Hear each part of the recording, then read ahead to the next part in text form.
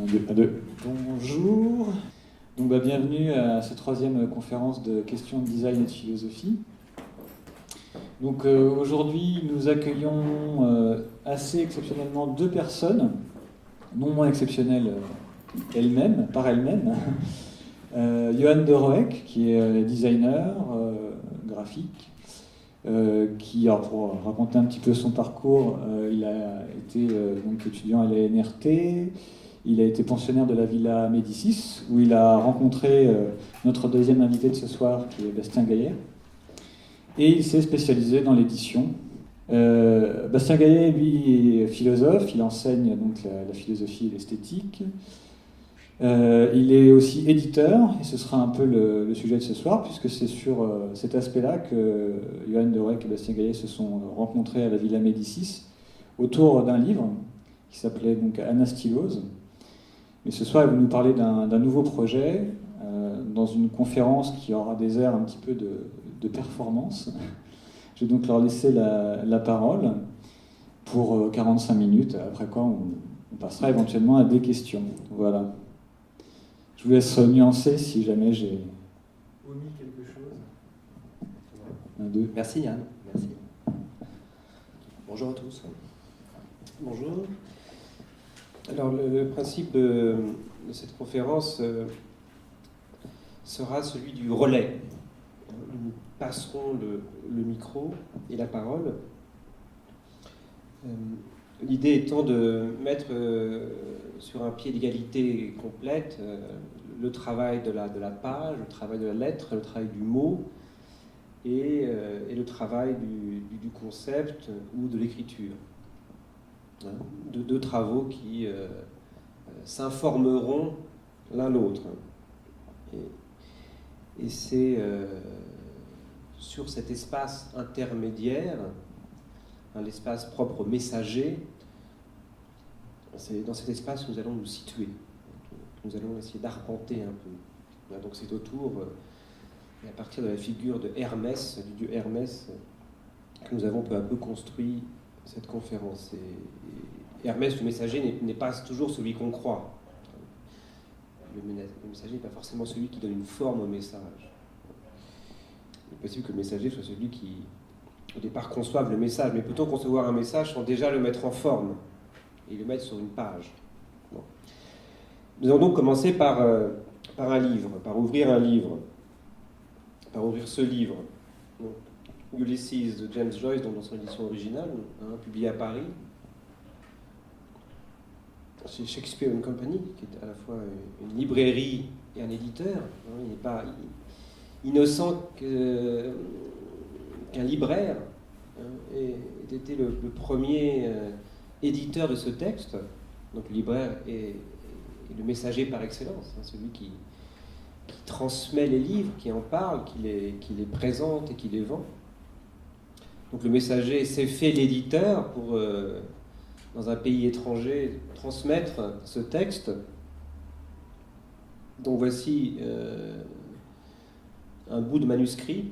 Alors, le manuscrit est un passage qui nous intéresse particulièrement, la fin d'Ithaque, l'avant-dernier chapitre de Ulysses. En vérité, le dernier chapitre, puisque à la fin d'Ithaque, Ulysse rentre chez lui, il revient à Ithaque, il retrouve Pénélope, et le livre de Homère, l'Odyssée, qui est le nom d'Ulysse, Odysseus, s'arrête là.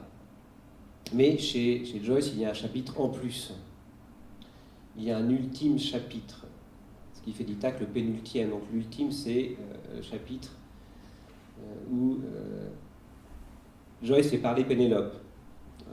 Nous reviendrons à Pénélope plus tard, à la fin, mais c'est peut-être le plus beau chapitre du livre, d'ailleurs celui où Pénélope prend la parole. Pénélope ici s'appelle Molly Bloom, la femme de Léopold Bloom, dont on suit le parcours tout au long du livre, tout au long de cette journée qu'il passe à Dublin.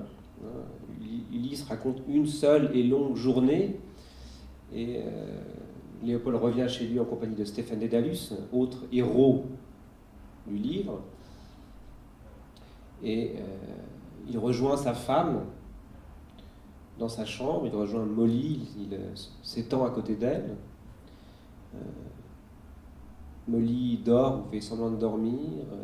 Léopold s'endort donc à ses côtés et elle commence son monologue extraordinaire qui occupe les 100 dernières pages du livre. Bon. Mais juste avant que le monologue de Molly commence, le livre de Joyce se termine sur ce mot, cette dernière question, where, point d'interrogation. Ici, on voit une reproduction d'une édition américaine des années 30, qui est composée en Baskerville, et donc le dernier mot de cet avant-dernier chapitre se termine sur ce terme, where, avec un point d'interrogation. Où donc? En fait, toute une partie de ce dernier chapitre est fait de questions. Une fois que Stéphane et Léopold sont ensemble chez Léopold a emmené Stéphane chez lui, ils sont dans la cuisine, ils discutent, ils se font à manger, et là, Joyce pose pas une question, pas 10 questions, il pose 500 questions, et des questions qui couvrent presque 90 pages. Il pose toutes les questions possibles, jusqu'à celle-là, where. Et juste avant where, il y avait in what posture, dans quelle posture, dans quelle position se trouvaient Léopold et Molly dans le lit. Il dit ensuite warm, weary, he rests, he has traveled. Est-il fatigué? Oui, car il a voyagé, nous dit Joyce. Avec, pour l'interrogation, avec qui Léopold a-t-il voyagé? Et là, on sent que Léopold est en train de s'endormir. Il rêvasse, il délire, il dit avec qui? Eh bien, avec Sinbad the Sailor, on Tinbad the Tailor, on Jinbad the Jailer, on Winbad the Whaler, on Ninbad the Nailer, on Finbad the Failer, on Binbad the Bailor. Et Mimbad the Mailer, on voit le texte, voyez, with. Et c'est un jeu à la fois. C'est un jeu sur la sonorité, et puis sur c'est les lettres aussi et sur un jeu typographique également. C'est un jeu typographique. Quand on veut tester une machine à écrire ou un alphabet, rien de plus simple que de composer ce qu'on appelle un pangramme, c'est-à-dire une phrase courte qui est en général dénuée de sens, mais qui a le mérite de contenir toutes les lettres de l'alphabet. Donc en français, nous on connaît très bien une phrase comme porter ce vieux whisky au juge blond qui fume, par exemple. En anglais, le plus fameux, c'est The quick brown fox jumps over the lazy dog. Ces phrases-là, ces pangrammes, sont des espèces effectivement de jeux qui sont à la fois visuels et à la fois sonores. Et ici, dans cet extrait, la Joyce, sans doute, fait un petit clin d'œil du côté de la typographie pour aménager cet espace un peu onirique, sans doute. Il ne met quasiment aucune consonne de l'alphabet, à l'exception du C. Le C est la lettre absente, mais qui est remplacée par un Y, vous voyez, à la fin. Linbad de Yella, Xinbad de Ftela. Évidemment, ce sont des mots inventés pour la plupart, donc intraduisibles, et malgré tout traduits par le traducteur, en l'occurrence Bernard Hopfner, qui a fait un travail tout à fait remarquable. On peut le voir un peu en haut, Pinbad le pailleur, Inbad le railleur, Greenbad le grêleur, Dinbad le daubeur, Linbad le grêleur. Donc il a gardé le premier mot qui est un nom propre, et il a trouvé des traductions pour les seconds qui sont en fait les fonctions, les métiers de ces personnages que Joyce invente avec une sorte de bonheur, d'exaltation. Alors, on peut revenir aux épreuves, puisqu'après le manuscrit, il y a les épreuves. Et voilà une épreuve corrigée donc, par Joyce. Il corrige le M de Sinbad, et puis il ajoute étrangement, au-dessous du where, le point doit être plus visible. Et dans toutes les éditions qu'on vous a montrées auparavant, donc l'édition originale, enfin l'édition américaine, le point n'existe pas, n'est pas là. Dans l'édition française originale de Auguste Morel et Valérie Larbaud, le point non plus n'est pas présent. Mais heureusement, dans la dernière version, la dernière édition française récente, nouvelle traduction, le point enfin apparaît. Le point que Joyce a réclamé dans ses épreuves, enfin, après presque un siècle. Ouais, donc après le tour de force d'un traducteur pour essayer de démêler le vrai du faux et respecter à la fois la cadence, la rythmique et puis la rêverie de ces derniers paragraphes, ça c'est une chose effectivement qu'on peut saluer. Derrière ça, il y a aussi évidemment une migration ou une traduction typographique qui doit s'opérer, quoi. On a quitté le Baskerville, qui était l'édition américaine. Maintenant, on est en Times chez Gallimard. Bon, on a déjà un peu évolué dans les époques et puis dans les codes culturels. Et apparaît ce point typographique, donc une consigne de Joyce lui-même sur le manuscrit, pour faire apparaître, non pas un point, mais ce qu'on appellerait plutôt une puce, ou en tout cas, les Anglais appellent ça bullet, c'est-à-dire une balle, une munition, un point qui a une taille exagérément grande par rapport au corps du texte. Un point ambigu, puisque c'est à la fois un point et une puce, en vérité, ni l'un ni l'autre. Hein. Une puce viendrait clore le chapitre, et c'est effectivement le cas. On clôt non seulement le chapitre, mais on clôt le livre lui-même. Hein. C'est la fin des aventures d'Ulysse. Ulysse est rentré chez lui, il s'endort, c'est fini, sauf que dans le hors-texte, dans le hors-champ qui suit ce chapitre, Pénélope va prendre la parole et se mettre à délirer son étrange amour pour cet étrange Léopold. Hein, comme si Pénélope pouvait vraiment dire ce qu'elle avait sur le cœur.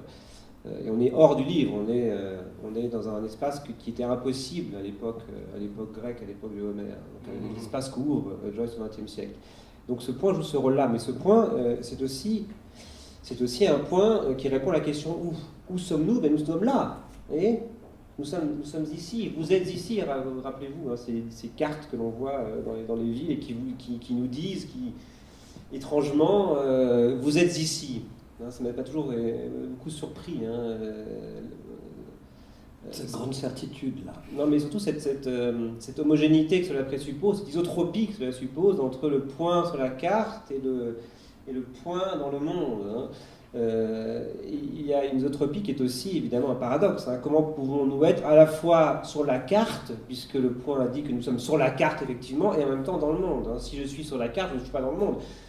Ou alors, la carte serait-elle identique au territoire, hein, serait-elle absolument congruente avec le territoire? Alors là, en l'occurrence, ici, c'est 7 Eccles Street, Dublin, hein, où habite dans le roman Léopold Bloom, puisque tous les lieux mentionnés dans le livre de Joyce sont des lieux réels dans Dublin. Il y a d'ailleurs un Bloom Day à Dublin chaque année, hein, où les touristes, les visiteurs viennent refaire le parcours de Stéphane et de Léopold. On peut refaire ce parcours puisque tous les lieux sont des lieux réels en vérité. Hein. Bon, allez, Joyce a surimprimé. Non, mais ce qui est très beau, c'est qu'il a surimprimé à la ville de Dublin un espace fictionnel qui devient plus réel que l'espace réel de Dublin, hein, parce que la fiction maintenant l'emporte sur la ville. Hein. La ville devient une Bloomville comme Illier, la ville de la recherche temps perdu, a été rebaptisée Combray, puisque c'est le nom qu'elle a dans le livre de Proust.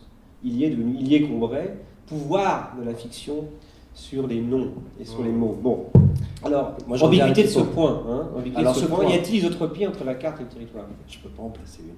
Alors, ce point, là on s'approche, là, effectivement. On va revenir à un vocabulaire un peu plus sec, un peu plus abstrait aussi, un peu plus typographique. Qu'est-ce que c'est que ce point? Effectivement, il a un statut qui est un peu entre deux. Est-ce qu'il est de l'ordre de la ponctuation ou du signe graphique qui va venir plutôt noircir ou terminer quelque chose? Il y a un type de caractère qui a réglé un peu par la contrainte cette ambiguïté entre le point et la puce. Ce sont les caractères qu'on appelle des courriers ou des typewriters, c'est-à-dire des caractères qui proviennent des machines à écrire. Celui-là qu'on vous présente ici, dans ce mot de correspondance là en anglais best, qui termine une lettre ou un mail, c'est un courrier qui s'appelle le Hermès, qui a été dessiné par une fonderie suisse qui s'appelle Optimo assez récemment et qui vient intégrer la grande famille de ces alphabets qu'on dit courrier. Alors cette équipe de typographes a dessiné le Hermès en faisant un clin d'œil non pas forcément au messager lui-même, mais plutôt à une machine à écrire qui date des années 60, qui s'appelle la Hermès 3000, qui est assez magnifique quand même. Voilà, toute souple, toute verte, on dirait une jolie voiture, on dirait presque une coccinelle. Et il dessine un alphabet en faisant effectivement un petit clin d'œil au lettrage qu'on va trouver sur les touches du clavier ici. Bon, vous savez tous comment marche une machine à écrire.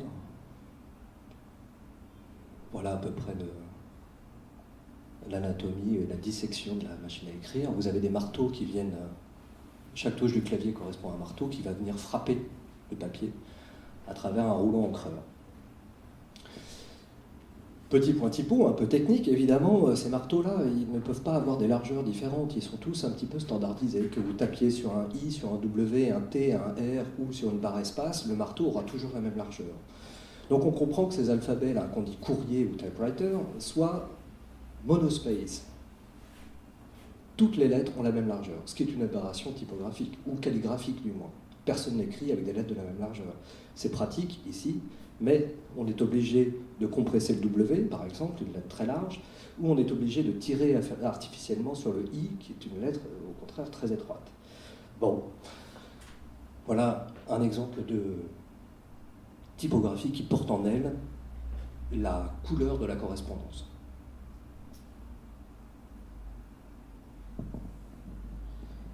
Et voici donc le rouleau, le fameux rouleau.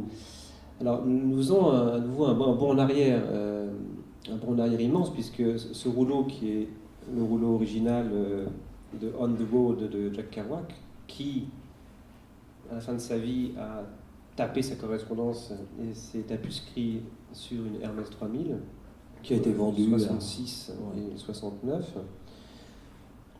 Donc tu n'as pas ce rouleau à la fin des années 40, non pas sur une Hermès mais sur une machine à écrire.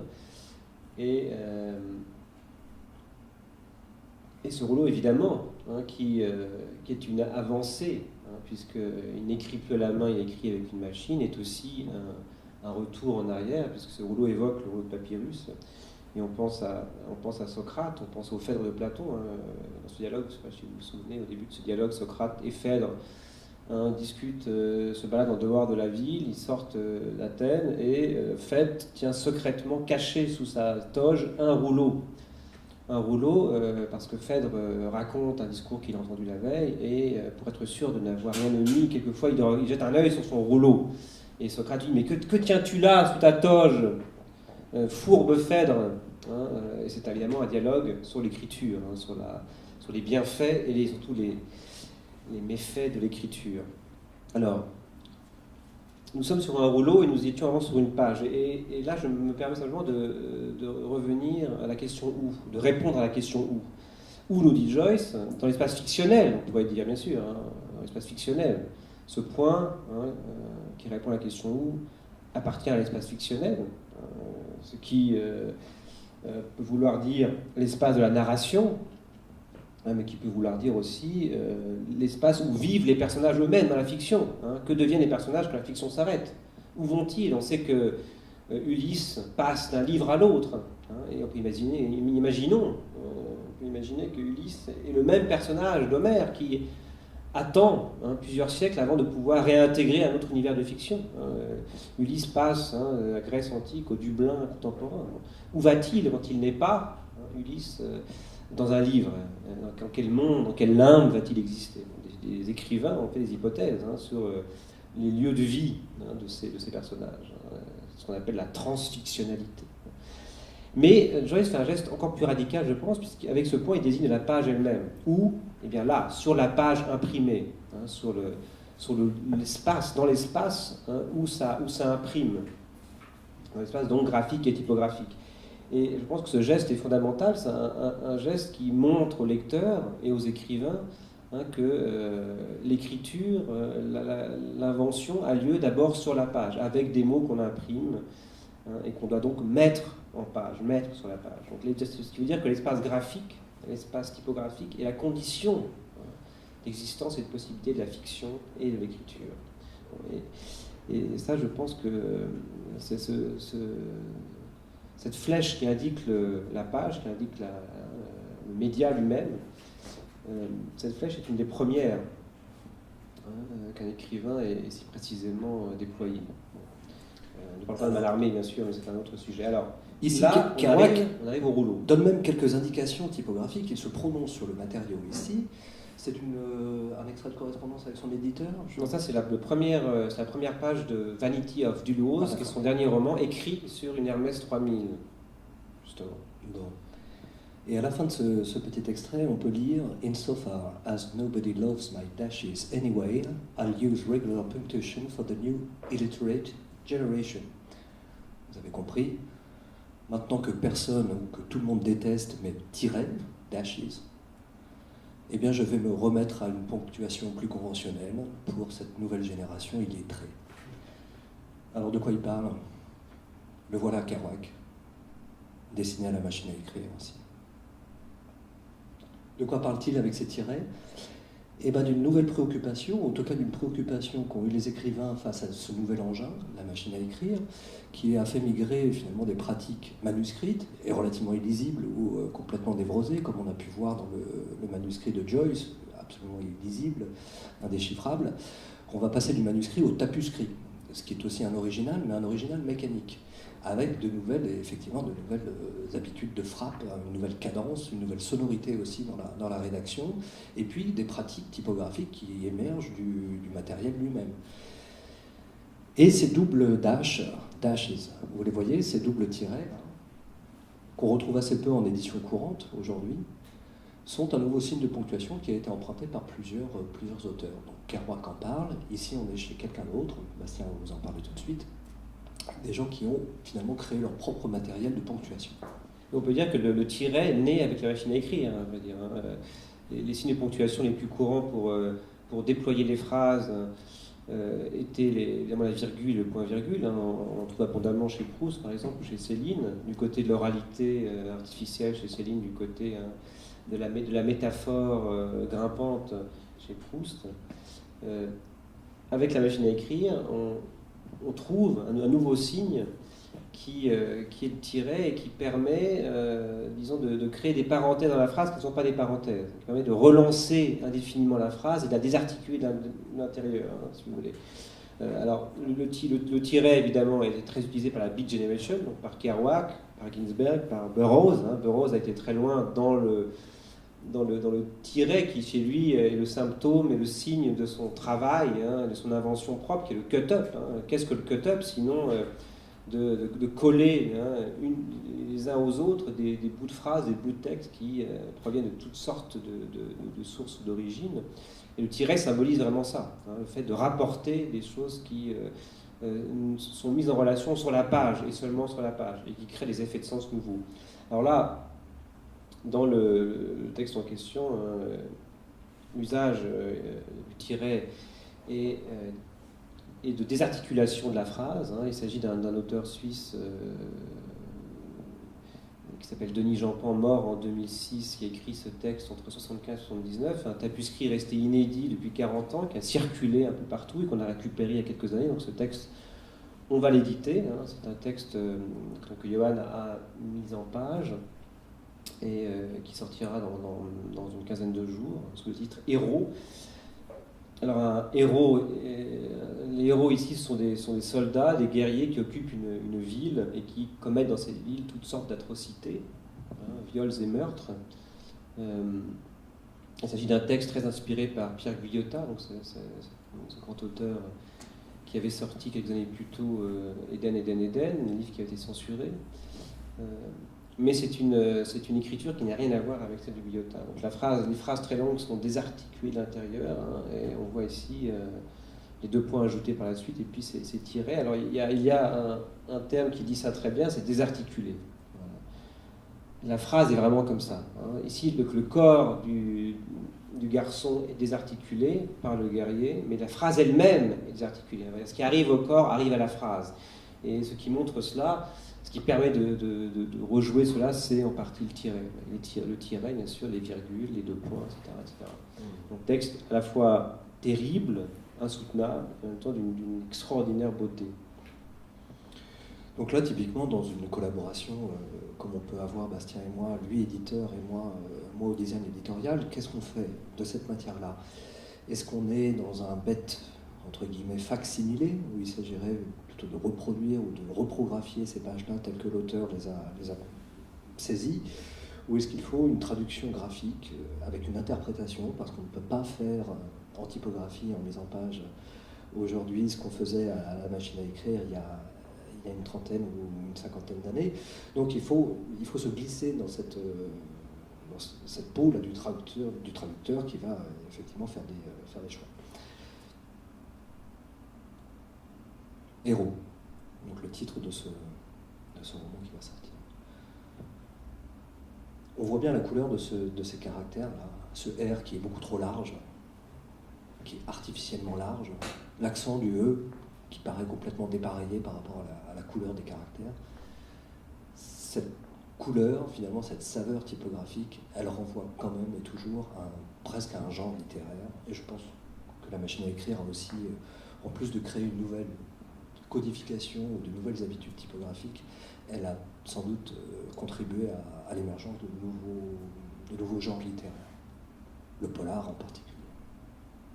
Les phrases courtes, bien sûr, la sobriété, la sécheresse, disons, que la machine à écrire suppose,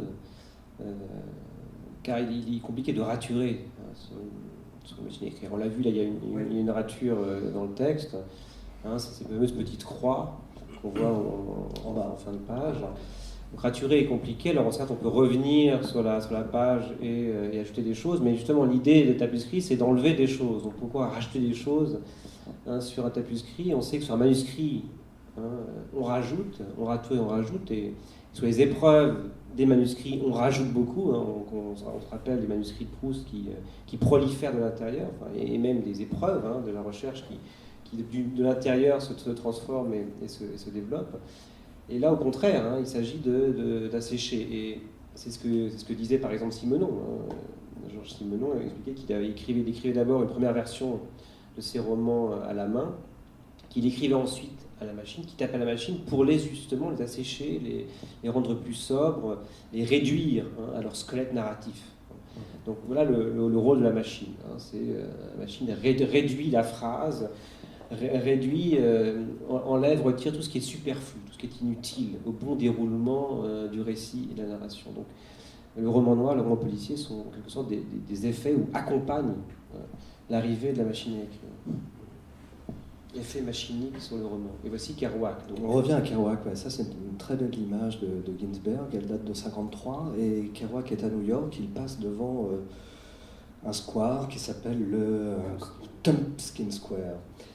Et alors, cette photo, elle est très belle, c'est un très joli témoignage, et Ginsberg signe son cliché en disant qu'il passe devant la statue de Samuel Cox, et qu'il l'appelle The Letter Carrier's Friend, l'ami des postiers. En fait, on s'est intéressé à cette figure, donc pas à Kerouac, mais plutôt à la statue qui est derrière lui, qu'on revoit ici dans la neige sur une carte postale. Et ce Samuel Cox, que personne ne connaît ici en France, c'est tout simplement un homme politique de la fin du 19e aux États-Unis, qui a été surtout retenu par l'histoire parce qu'il a réussi à finalement défendre les services publics et notamment à rendre un grand service à l'US Postal en défendant tout simplement les 40 heures rémunérées, les heures supplémentaires, etc., etc. En reconnaissance et puis pour saluer le geste de cet homme politique progressiste, l'US Postal a décidé d'ériger une statue à New York de Samuel Cox. L'US Postal. Ces belles enveloppes qu'on a tous vues à un moment ou à un autre. Et puis encore une fois, sur ce timbre-là, même s'il s'agit d'un montage ici, qui on retrouve évidemment comme symbole ou comme figure du courrier ou du messager, et ben on retrouve Hermès dans une pose gracieuse. Hermès chez les Grecs, Mercure chez les Romains, Hermès et Mercure. Mercure, c'est une autre fonte. C'est une production typographique d'un atelier qui s'appelle Hoffler et Frères Jones, qui n'existe plus sous cette forme-là maintenant, mais c'est un caractère qui s'appelle le Mercury, et qui évidemment fait un clin d'œil plutôt appuyé à ce messager-là. Hermès, Mercure, et voilà ce caractère, le Mercury.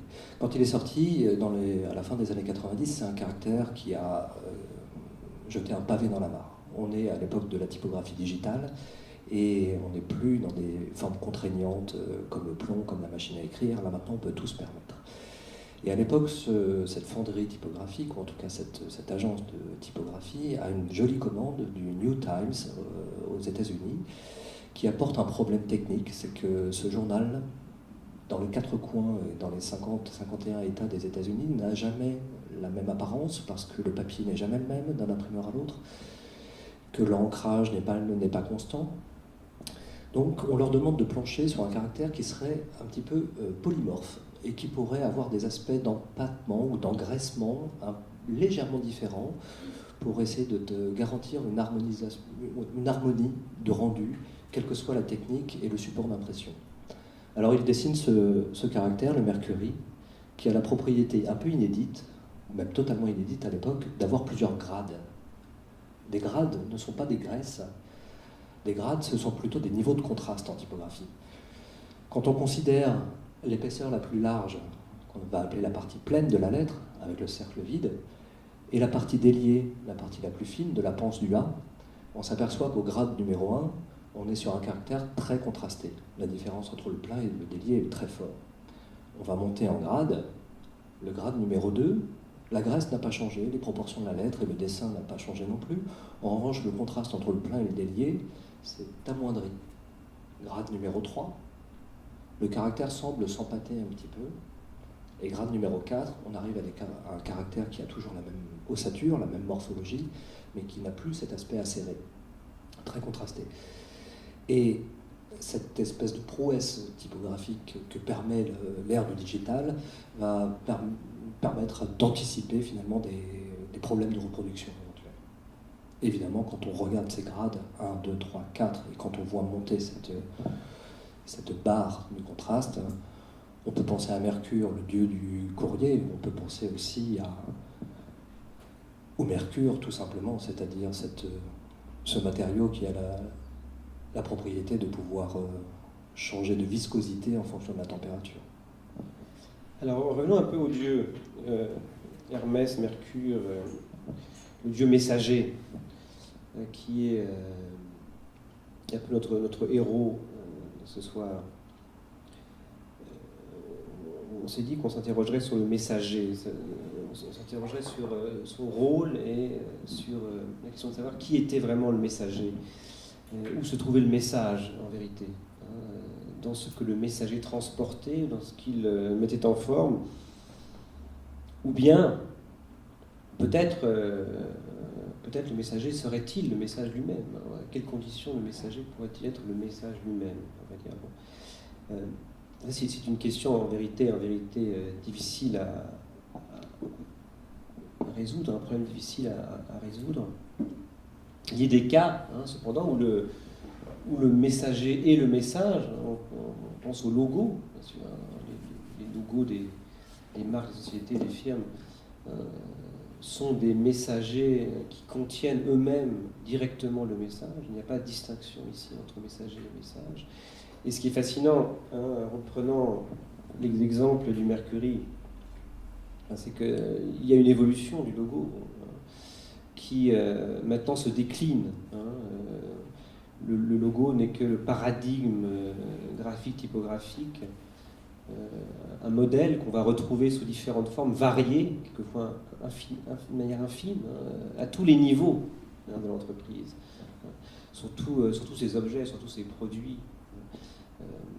Partout, on retrouve d'une manière ou d'une autre ce logo qui devient rhizomatique, on pourrait dire. Donc la marque finalement peut s'étendre indéfiniment, puisque sa marque graphique elle devient cette chose qui peut indéfiniment varier, elle devient protée en quelque sorte. Donc là, le messager devenant proté, devenant cet être indéfiniment métamorphique, qui peut prendre toutes les formes, cette lettre, ce logo devenant proté, la marque devenant proté, finalement, elle se fluidifie complètement. Et elle n'a plus besoin d'avoir d'autres messages qu'elle-même, en vérité. Elle est le message, enfin, elle-même, et pas seulement le médium, mais tout ce qu'elle est devient le message. Alors, exemple extrême, qui évidemment a des répondants du côté de la pop culture, de la pop culture. Donc on pense à Terminator 2, ici le héros, le vrai héros de Terminator, c'est toujours le robot, cela reste le robot, mais ce robot-ci, je ne sais pas si vous vous souvenez de ce personnage, est nanomorphe. Il est fait d'un métal fluide qui peut imiter toutes les formes qu'il touche. Nanomorphe, ça veut dire qu'il interprète, il saisit la structure moléculaire des objets qu'il touche, et par mimétisme, il prend cette structure. Donc la matière dont il est fait peut adopter ainsi, par mimétisme, toutes les structures moléculaires des objets qu'il touche. Alors il est dit métallique, mais en vérité, il est d'une matière qui est une matière insaisissable, une matière qui est moléculairement informée, on pourrait dire, et qui peut donc devenir toutes les matières. Le mercure n'est qu'une manière de montrer qu'il est effectivement d'une très grande fluidité métamorphique. À l'époque, la technique employée et qui fait le succès, ou en tout cas le caractère culte de ce film, c'est l'apparition massive et financée à coût de millions de dollars du morphing, de la technique du morphing, c'est-à-dire de l'image de synthèse complètement maîtrisée qui permet effectivement de jouer entre les images réelles et les images de synthèse. Mais on peut aller chercher avant, parce que finalement ces héros de métal existent dans la pop culture depuis bien longtemps. Oui, donc le surfeur d'argent ici, qui est une autre figure en vérité, une figure un peu différente de celle du robot T-1000, c'est la série 1000, Terminator 1, la série était une série 800, donc bon technologique. Là, le surfeur d'argent est un extraterrestre, un astronome de la planète Zen-La, qui s'appelait Norin-Rad, et qui, pour sauver sa planète, se mit au service de Galactus, le destructeur des mondes. Il devint donc le héros à ULT, l'ambassadeur de Galactus, celui qui le précédait sur les planètes qu'il allait ensuite engloutir. Et comme vous le savez, il rencontra les 4 fantastiques avec qui il s'allia pour empêcher Galactus de détruire la Terre. Et Galactus l'enferma sur Terre, fille de la Terre, sa prison. Alors, le Surfeur d'argent est un démiurge plutôt qu'un proté. Il ne change pas de forme, mais il peut lui-même transformer l'énergie en matière. Il contrôle l'énergie cosmique. Donc, il crée les trous noirs, il voyage dans le temps, il peut redonner vie à des planètes ou à des hommes.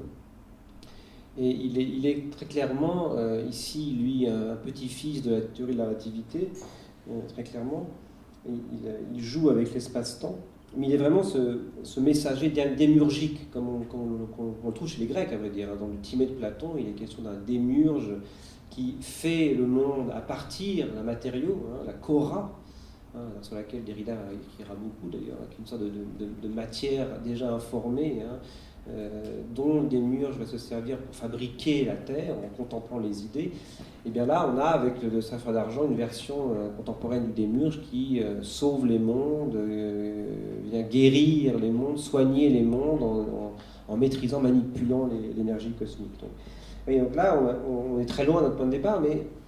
en même temps, il y a quelque chose. Vous voyez, le graphiste, l'écrivain, le typographe, le penseur, ils sont pris entre ces deux extrêmes, proté démiurge, celui qui invente, qui crée la forme à partir d'une matière qu'il manipule, celui qui change indéfiniment de forme, qui fluidifie la matière de la langue elle-même, par l'écriture, qui fluidifie le format graphique en le mettant en page. De quel côté est-ce que nous voulons être? Alors, je ne pense pas que nous voulons être du côté du démiurge, de la démiurgie, plutôt du côté de la fluidification, à condition que cette fluidification ne soit pas au service, comme on l'a vu avec le logo, d'une puissance économique qui au fond, identifie de manière abusive le message et le messager. Et là c'est un point extrêmement important, je pense. On ne peut pas nier qu'il y a des formes d'un côté et de l'autre. Il y a des formes graphiques, typographiques, il y a des formes d'écriture et des formes de pensée. Et la fluidification a des limites. Il faut penser ces limites, sinon, effectivement, on fait du message le messager, le logo, on réduit le message au logo, et le logo n'est plus rien, qu'une sorte de signe graphique commun qu'on peut décliner indéfiniment, mais qui n'a aucune puissance d'inventivité ni de création. Donc l'intérêt, justement, c'est le jeu ou le frottement des formes l'une avec l'autre, les unes avec les autres. Des formes de pensée et des formes d'écriture avec des formes typographiques, des formes graphiques. Qu'est-ce qui se passe? Qu'est-ce qui se passerait si on jouait vraiment ce travail? Si on jouait vraiment à ce jeu? Si on faisait ce travail, si vous voulez? Parce que même si les philosophes ont tenté de jouer avec la page, comme Derrida dans Glas, qui dispose le texte en colonnes, de manière à jouer des différences, des anachronies entre une citation de Hegel, une citation d'Artaud, un texte de Derrida qui vient emprunter à l'un et à l'autre, faisant interférer les textes et les discours. Mais il l'a fait, évidemment, lui-même, sans travailler justement avec un typographe, avec un graphiste. Que se passerait-il si on faisait vraiment ce travail, si on se passait vraiment le relais, hein, si on forçait la philosophie à passer par les formats graphiques ou typographiques, hein, et si on faisait, hein, de ces formats même, hein, un point de départ de la réflexion philosophique, une matière pour le travail philosophique. C'est un très beau chantier. Ce qu'on a pu faire dans La Stylose, hein, l'ouvrage qu'on a conçu ensemble avec Ludovic Michaud et Arnaud Bertina à Rome. Si on a 5 minutes en fin de conférence, on pourra vous parler de ce travail-là. Moi, je reviens sur cette notion de fusion-là. Effectivement, le mercure a des propriétés absolument incroyables en tant que métal lourd, mais la première fonte, finalement, la plus élémentaire, et celle qui a donné d'ailleurs ce nom aux fonderies, qui persiste aujourd'hui, alors que les agences, les studios de typographie ne fondent plus de caractères. On continue à les appeler fontes, et on continue à appeler fonderies ces distributeurs. La fonte, c'est tout simplement la fonte du plomb, ou un alliage de plomb et d'étain en tout cas, qui a permis à une époque, quand même, à Gutenberg et quelques-uns de ses élèves, de créer, d'inventer ce qu'on va appeler la composition avec des caractères mobiles, c'est-à-dire un item, un type, typographie, qui va être composé à l'envers, bien évidemment, et qui va servir de forme imprimante pour être ensuite reproduit à grande échelle sur le papier. À ce moment-là, la question de la fonte du plomb, elle est absolument essentielle dans le dispositif. Il fallait trouver un alliage qui ait un point de fusion relativement bas et en même temps une résistance au papier pour pouvoir à la fois être ancré et être percuté, pressé contre le papier sans le déchirer. Donc, la question, je pense, de la typographie et de la fusion du métal est intimement liée. À l'époque, il faut savoir aussi une chose. Je ne sais pas si vous avez connu la composition typographique, elle existe encore un petit peu, plus beaucoup maintenant, mais dans les ateliers d'imprimerie, les personnes qui étaient en charge de la composition manuelle des textes s'appelaient des protes, et qui étaient à un niveau social assez relativement élevé, des artisans, des ouvriers, mais très qualifiés. Évidemment, ils étaient érudits, en tout cas lettrés, connaissant parfaitement l'orthographe, et capables de lire un texte à l'envers aussi vite que vous et moi. Comment ? Que vous et moi à l'endroit. À la fin de la journée, quand les textes étaient imprimés, il fallait bien redistribuer ces petits caractères, on les appelle des castings typographiques. Et ça, c'était une petite phase un peu périlleuse, c'est-à-dire qu'il ne fallait pas perdre ces lettres, elles étaient trop précieuses, trop chères à l'achat. Donc la phase de la redistribution, on enlève toutes les lettres et on les range dans des cases, elle était assurée non pas par le prote lui-même, mais par le chef de l'atelier ou carrément le patron, qui était, même s'il agissait avec confiance envers ses ouvriers, il était obligé lui-même d'être extrêmement vigilant pour défaire la composition typographique et ranger lettre par lettre dans la casse, au bon endroit, dans le bon tiroir, comme on range un livre avec soin dans une bibliothèque.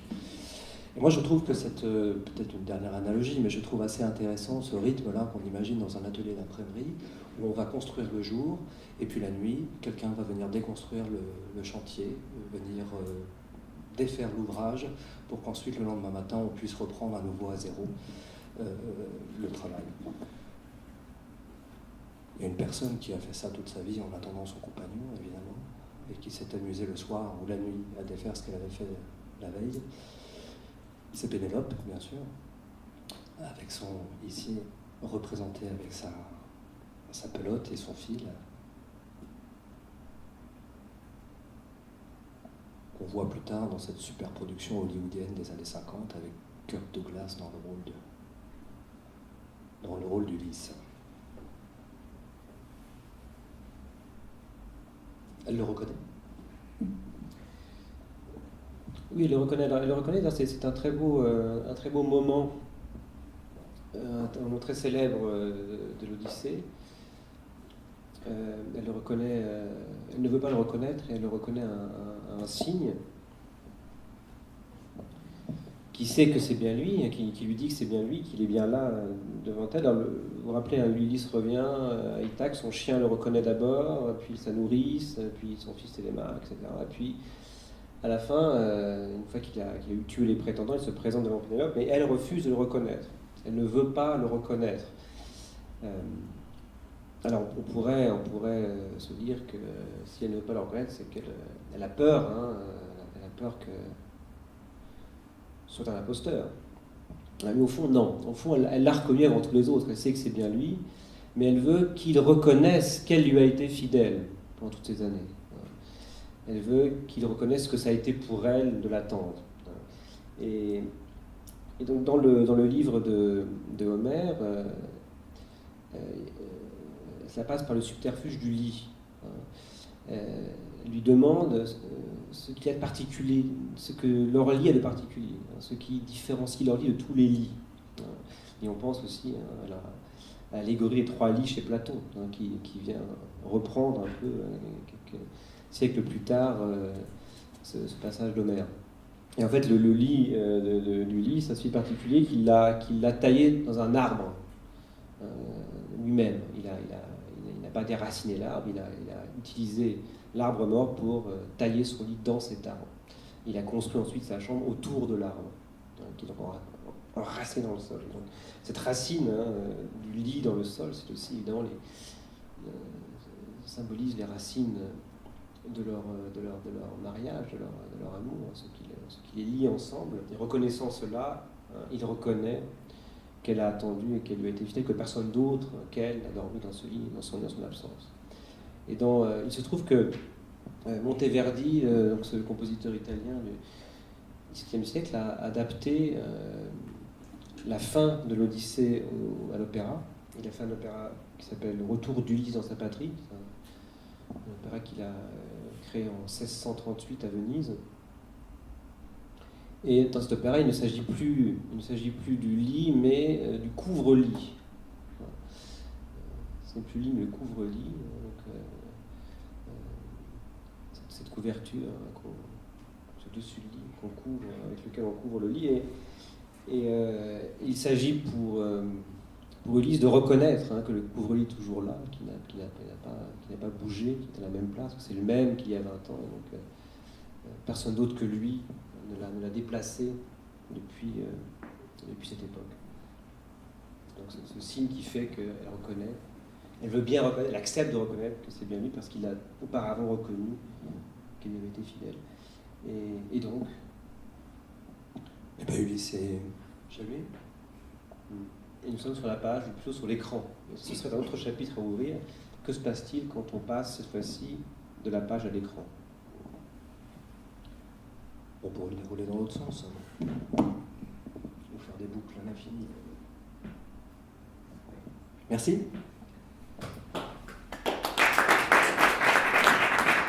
Si vous voulez prendre le temps de discuter ou d'échanger un peu avec nous. Oui, moi j'aurais peut-être une question qui est plus...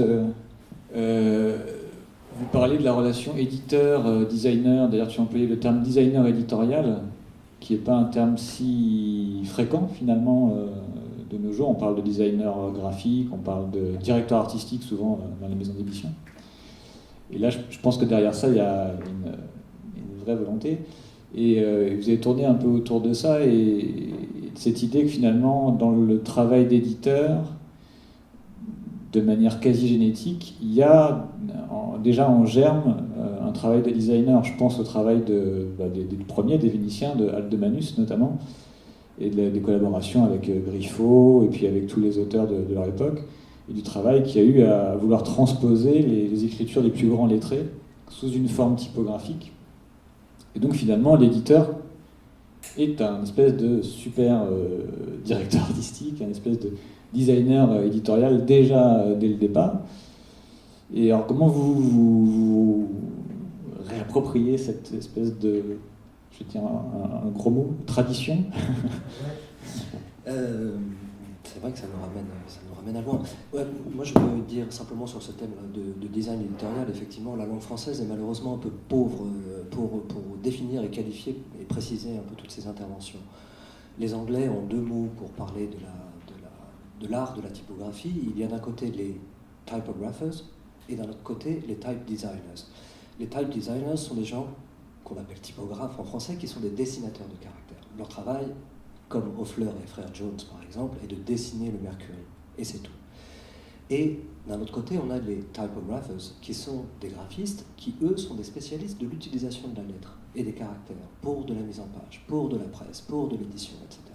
Et nous, en français, on a le même mot pour désigner ce métier-là, qui est aussi typographe. Donc, qui est typographe, qui ne l'est pas, moi, à titre personnel, je ne sais pas dessiner de caractères, Dieu m'en garde d'ailleurs. En revanche, je suis pointu et peut-être effectivement très friand de collaboration aussi érudite, aussi extrême, aussi vigilante quand il s'agit de faire coïncider le fond et la forme pour le faire court. Tu veux peut-être...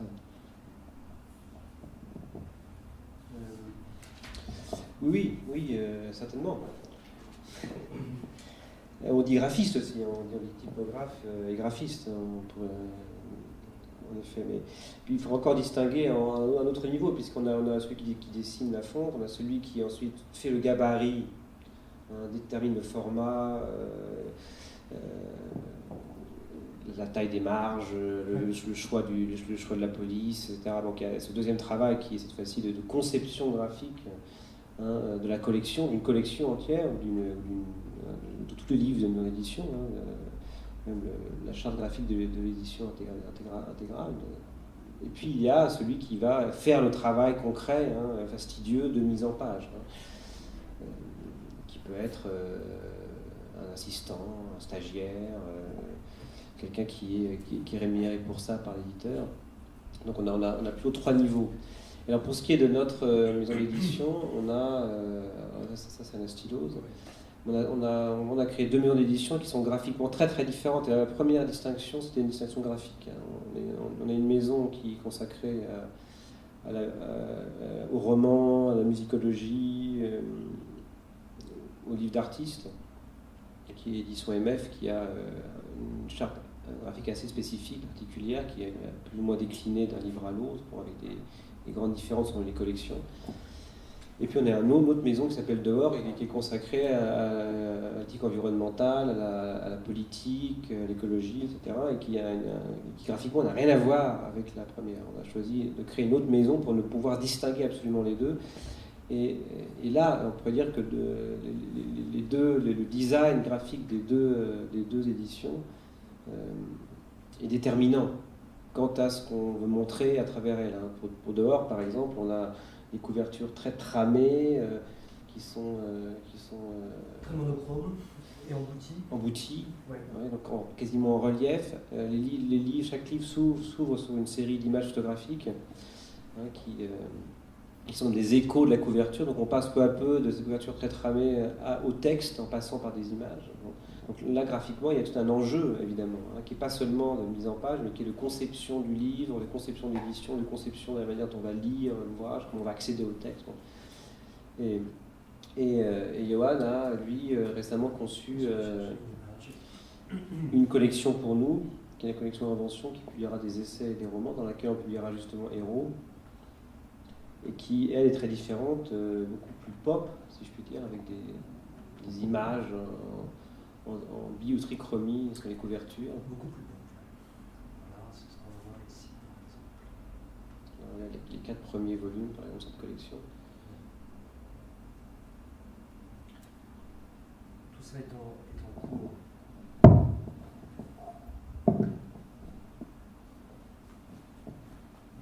Donc un jeu sur les couleurs, les images et les formats, parce qu'il y a deux formats importants, un haut et un bas. Le texte commence donc sur la première, donc sur la couverture, donc il y a un jeu image texte de la couverture, donc on rentre dans le texte directement. Alors dans Dehors, par exemple, on arrive dans le texte seulement après quelques pages.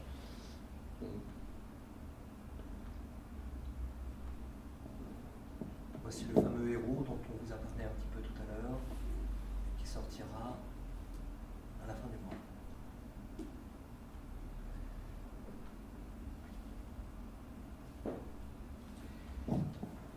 Oui, un mot sur la stylose peut-être. Oui, tu veux en parler. Oui. Un projet à 4 à 8 mains. Photographe, Arnaud Bertinac qui est l'écrivain, moi et Johan qui a fait donc l'ensemble de la maquette. Mais on a aussi, et là c'était un peu une première, quand on a écrit des textes en fonction, à partir de contraintes typographiques que Johan nous a obligés à suivre. Donc là par exemple, là il y avait une contrainte typographique. Bon, ça c'est lequel celui-là? Là on a un double discours, peut-être qu'on va prendre un exemple comme celui-là.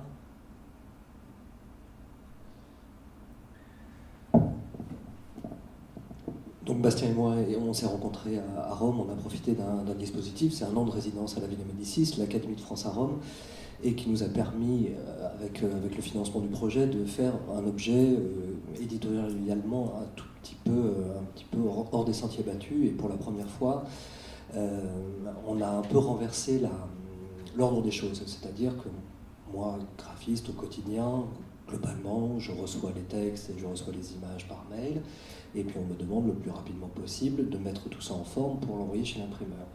À la limite, mon mot à dire là-dedans, ça dépend de la qualité de la relation que je peux avoir avec le commanditaire, mais bon, ça reste à un niveau de prestation où le contenu prévaut. Bref. Comme disait Bastien à l'instant, dans ce livre-là, on a inversé aussi un peu la tendance, c'est-à-dire que la forme ou la mise en forme ou les choix de mise en page, les choix typographiques participent pleinement du contenu lui-même. Donc sur certains passages, certains chapitres, c'est le texte qui a obligé à trouver la bonne forme pour restituer au mieux le propos. Et à certains passages, ça a été complètement l'inverse, c'est-à-dire que c'était la trame typographique ou la trame de spatialisation qui donnait des impératifs à l'écrivain ou au photographe pour produire des contenus à dessein, à destination de cette mise en page. Et je trouve que ces expériences-là multiples de savoir qui décide, qui prend la main le premier, qui obtempère ou qui répond, sont des expériences assez libératrices et en général assez jouissives dans le résultat. D'un côté comme de l'autre, on va dire, des deux côtés. En fait, un format est quelque chose qui est très, très utile, surtout quand il est très extérieur, comme un format graphico-typographique. Voilà, on voit l'exemple, par exemple, des étages d'une maison. Ça, c'est Arnaud qui a écrit ça. Et donc, il décrit ce que voient les personnes qui habitent dans différents étages de cet immeuble. Il met dans la cour duquel des fouilles ont lieu pour découvrir donc, des objets du livre, c'est-à-dire l'horloge solaire d'Auguste. Et donc là, il y avait des contraintes qui étaient le nombre de caractères possibles par bloc, et Arnaud a dû réécrire son texte 10 fois pour que finalement ça trouve place dans la page. Et la contrainte graphique a précédé en fait le texte, c'est presque une commande typographique faite à Arnaud. Donc on imagine que chaque bande, chaque lecture est horizontale pour un étage. Ici on est plutôt dans la cave, rez-de-chaussée, premier étage, etc. L'idée était de pouvoir aussi lire entre les étages, si on était sur un palier et qu'on avait un écho d'un discours au premier étage et au deuxième étage. Du coup, l'écriture a été faite, effectivement, elle est très calibrée pour pouvoir tenir dans ces blocs-là qui sont vraiment des parcelles de texte et ne pas déborder. Et l'auteur, à qui j'ai proposé cette mise en forme-là, très contraignante pour le coup, avait aussi la possibilité de pouvoir faire se colorer deux textes et d'avoir aussi une lecture verticale. C'est-à-dire qu'on peut passer pratiquement de là à là et avoir une espèce de polyphonie ou de discours. Ça, et cette chose-là aurait été impossible, vous voyez, il n'aurait jamais pu faire ça en fait, si c'est une contrainte typographique préalable. Avec ce jeu-là aurait été très difficile à réaliser avec un texte préalablement écrit. Donc, vous voyez, donc là, le jeu de la contrainte rend tout à coup la page d'écriture extrêmement intéressante et permet à l'écrivain d'inventer des choses qu'il n'aurait jamais inventées sans la contrainte typographique. Et en plus, il y a un jeu avec le document, puisque dans la page, en bas, il y a aussi un texte qui circule, qui est un document traduit de l'allemand d'un archéologue qui s'appelle Büchner et qui a fait les fouilles. Donc on a un document traduit, et au-dessus, les discours, les paroles, disons, de ceux qui voient ces fouilles se dérouler. Bon, on va pas faire une deuxième. Non, c'est sûr, ça peut prendre des heures. Mais en tout cas, vous voyez le caractère productif et créatif de ce jeu. Voilà la reconstitution, par exemple, ici, d'un codex et de ses variantes. Voilà, donc ça, c'est Ouais, Yann, tu parlais tout à l'heure de ces premiers imprimeurs, effectivement, à la Renaissance, donc à Venise, à Rome notamment, qui ont été à la fois c'était le même métier, d'être typographe, d'être graveur, d'être acheteur de papier, d'être imprimeur, éditeur et libraire. Tout ça à l'époque portait absolument le même nom. Et donc ces génies-là, dont Nicolas Janson, qui est le français élève de Gutenberg, qui a migré à Venise et qui a inventé presque notre alphabet en réunissant les capitales et les minuscules dans ce qu'on appelle le romain. Lui a été le premier, par exemple, à éditer les textes de Pline l'Ancien, qui n'existaient que sous forme manuscrite et qui étaient réservés à quelques moines lettrés. Et effectivement, ces textes-là n'étaient pas connus du public. Donc cette période, la charnière, évidemment la typographie et les progrès techniques participent de cet engouement massif, et puis cette période sans doute très faste de démocratisation des savoirs. Et ici, on reproduit non pas le texte de Pline, parce que ce serait bien prétentieux de le faire, mais on reproduit plutôt les versions du texte de Pline telles qu'elles ont été rapportées par des éditeurs au fil des siècles, et telles qu'elles nous apparaissent aujourd'hui. Il n'y a pas de texte de Pline. Ce serait... du codex. En fait, c'est un texte qui nous intéressait particulièrement, et on a retrouvé différents codex, donc différentes versions de ce texte qui ont donné lieu à des visions très différentes du texte. D'un codex à l'autre, le texte change radicalement, et ça a complètement changé l'interprétation de ce que décrit Pline par ailleurs. Donc on a essayé de montrer à travers cette page les différentes variantes d'un codex qui ont donné lieu à différentes versions du texte. Quand on édite, on doit choisir une version plutôt qu'une autre et justifier, évidemment, les raisons qui font qu'on va choisir cette version, tel codex plutôt que tel autre. On suit un codex tardif, par exemple, mais qui sont plus justes que les codex plus anciens, à partir desquels on a fait les premières éditions de Pline, etc. Donc c'est un peu l'histoire, l'histoire du texte.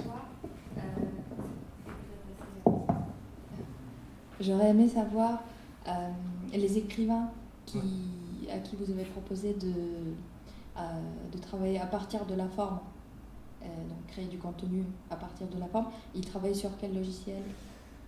Ça, c'est une bonne question. Ça ferait l'objet aussi sans doute d'un nouvel espace à occuper. Nous, on s'est arrêté là aujourd'hui en abordant la question de l'importance de la machine à écrire sur le comportement des écrivains et des auteurs. Évidemment, arrive derrière très rapidement l'ordinateur, la machine à écrire automatique, puis l'ordinateur personnel. Aujourd'hui, Bastien, qui écrit beaucoup, et comme beaucoup d'auteurs, a dimensionné son espace de travail dans un logiciel de texte type Word. Mais j'ai eu quelquefois Bastien au téléphone qui me passait un coup de fil pour me demander comment est-ce qu'on mettait du texte à la verticale dans InDesign.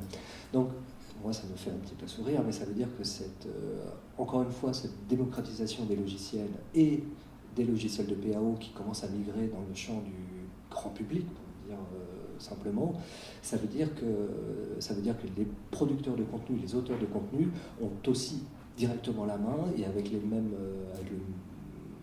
même niveau de champ possible qu'un professionnel de la mise en page. Et ça, c'est intéressant. Arnaud Bertina, en l'occurrence, je lui ai laissé libre d'écrire dans Word, dans ce qu'il voulait. Simplement, en travaillant côte à côte, on pouvait avoir une migration directe de la copie vers la mise en page et faire des allers-retours. Et si la mise en page n'était pas bonne, revoir la copie et réintégrer. Ça, c'est un luxe que permet le temps de faire ce travail-là. Pour ça, il faut des résidences. Pour faire ça, il faut des résidences. Un éditeur traditionnel ne peut pas se permettre de faire un travail comme ça. Alors, il y a des livres de poésie contemporaine qui sont des livres graphiques. Je pense notamment à Selva, comment il s'appelle déjà, qui publie chez POL. Et qui eux, effectivement, éclatent complètement le texte sur la page et créent des narrations, des histoires en jouant sur la position des mots, sur leur grès, sur leur taille, sur les polices, etc. Frédéric Léal, il est aussi médecin à Bordeaux. Et donc lui, il travaille sur InDesign, effectivement, mais il écrit directement sur InDesign, sur la page. Donc après, le graphiste de POL n'a plus qu'à essayer de faire tenir ça sur les formats des livres POL. Mais donc c'est pas un travail, disons de collaboration, ça reste un travail d'éclatement du texte sur la page fait par un écrivain. Bon, et j'en connais beaucoup de poètes travaillent directement sur InDesign ou Quark Express à l'époque. Là c'était un travail différent, un jeu avec le format typographique, mais aussi un jeu avec l'image, puisqu'on a travaillé avec un photographe et on a commenté aussi des images qu'il avait choisies lui-même. À la fin, c'est une sorte de pièce de théâtre qui vient répondre à des images qui sont préalablement présentes. Donc on intervient à partir de quelque chose qui nous est donné aussi, par celui qui a pris les photos. Ça se passe à Léour, le quartier. Le quartier que Mussolini a commencé à construire dans les années 30 et 40 et dont il voulait faire la troisième Rome, la Terza Roma, qui est restée inachevée. L'exposition universelle de 1942 devait se tenir là, mais évidemment la guerre en a décidé autrement. Et 2 ans plus tard, Mussolini a été assassiné et son corps pendu par les pieds comme un cochon.